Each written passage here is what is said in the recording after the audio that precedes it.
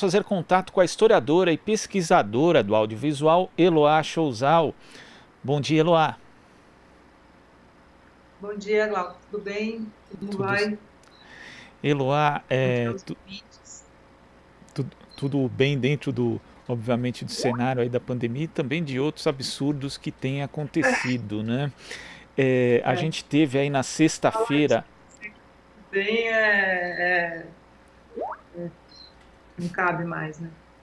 Pois é, a gente teve na sexta-feira a passagem, né, do controle da Cinemateca Brasileira para o governo federal, por meio inclusive de uma operação policial que aconteceu ali para fazer intervenção no controle da instituição que era feito pela Associação de Comunicação Educativa Roquete Pinto. Queria que você falasse a respeito desse episódio e também da situação de momento da Cinemateca Brasileira, Eloá. Sim, então, na sexta-feira, 2 dias antes, o governo mandou um ofício à gestora, à OS gestora da Cinemateca, que é a SERP, avisando que ia pegar as chaves, né? E nós, como Frente de Defesa da Cinemateca, organizamos rapidamente um ato em um dia para estarmos lá postos para ver o que iria acontecer, porque a gente realmente não sabia. E o diretor-geral da OS convocou algumas pessoas da sociedade civil e do mercado cinematográfico para acompanharem essa história, como o Roberto Gervitz, da PACE, alguns vereadores e tudo. E quando a gente chegou lá de manhã, logo na 9 horas da manhã, a gente viu 3 carros de Polícia Federal chegando e mais a Advocacia Geral da União, e a gente entendeu que aquilo não estava sendo feito de uma maneira, é, enfim, na boa, né? Que estavam mostrando que não estavam na paz.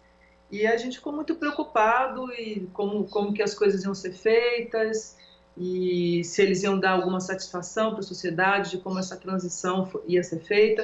E a gente ficou ali fora, assim, fazendo um barulho muito grande, né? E realmente eu acho que a gente estava disposto a partir para a ignorância se eles não tivessem sentado no final do dia com uma comissão que foi tirada. Então, assim, o ato aconteceu na parte da manhã, foi feita bastante pressão sobre o pessoal que estava lá dentro.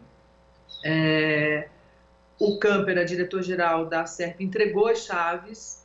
Eles fizeram uma vistoria no local com coordenadores da Cinemateca e passaram o dia inteiro em negociações com essa comissão.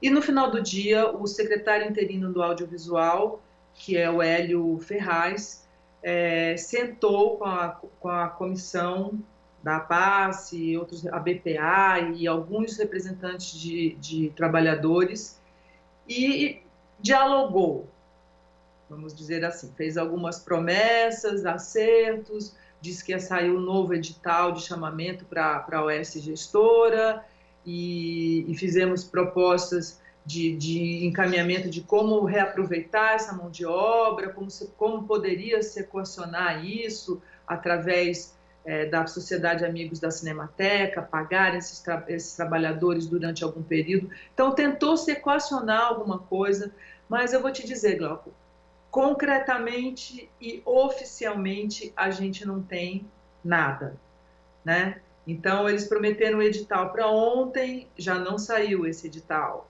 Então, assim, a gente sabe com quem a gente está lidando.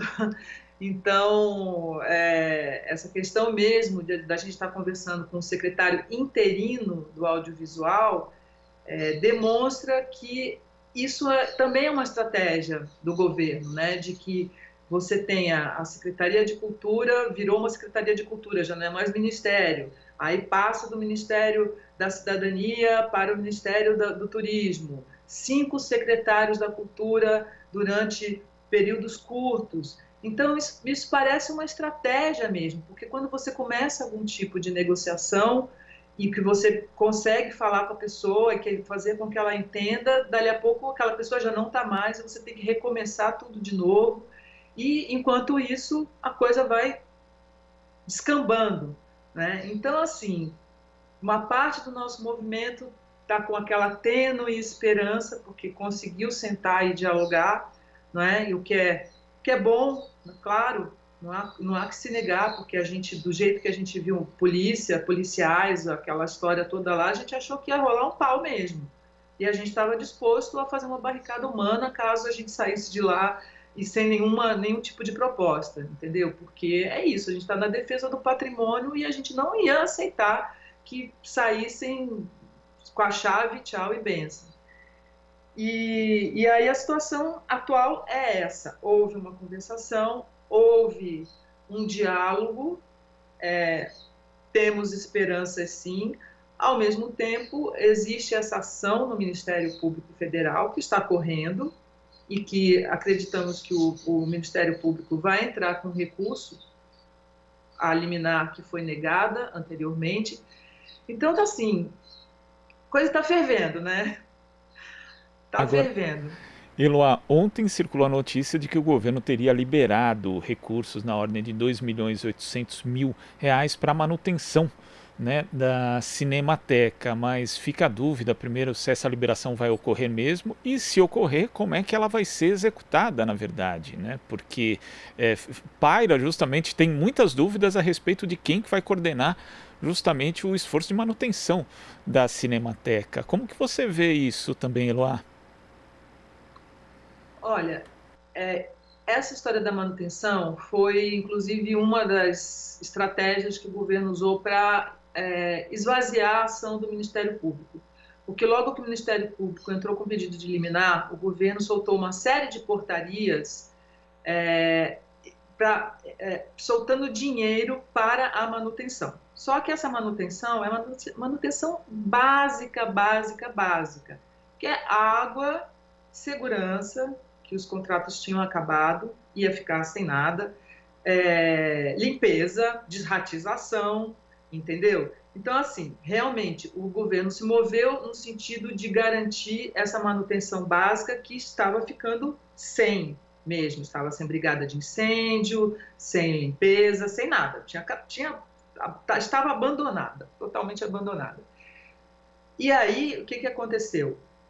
A juíza achou que o governo já tinha tomado todas as providências. Agora, a questão da Cinemateca é que a Cinemateca não é mantida com a manutenção básica. A Cinemateca tem, além dessa manutenção, um corpo de trabalhadores altamente especializado, que é quem cuida de outros aspectos da Cinemateca. Do climatizado, onde ficam esses filmes que podem entrar em alta combustão, a umidade desses climatizados. Então, toda a nossa defesa da Cinemateca é do acervo e desse corpo de trabalhadores especializado, porque não é botar, desculpa, o seu João, lá, jardineiro, para tomar conta da Cinemateca.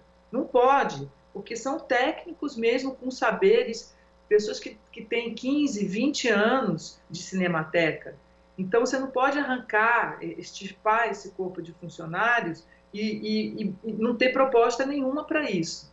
Então, esse é o problema. Ok, beleza, o governo botou lá, vamos pagar água, vamos pagar a luz, que podia cortar a luz, a conta de luz estava atrasada há 3 meses, certo? Com uma moratória, que podia cortar a luz a qualquer momento e aquilo tudo, né, se incendiar. Então, houve um movimento do básico, mas isso não é o suficiente, entendeu? E a nossa preocupação em não tendo esse corpo de trabalhadores durante essa transição em que vai haver esse chamamento para uma outra OS, que demora de 2 a 3 meses, o que acontecerá nesses 3 meses, nesse intervalo de tempo? Essa proposta é a nossa preocupação.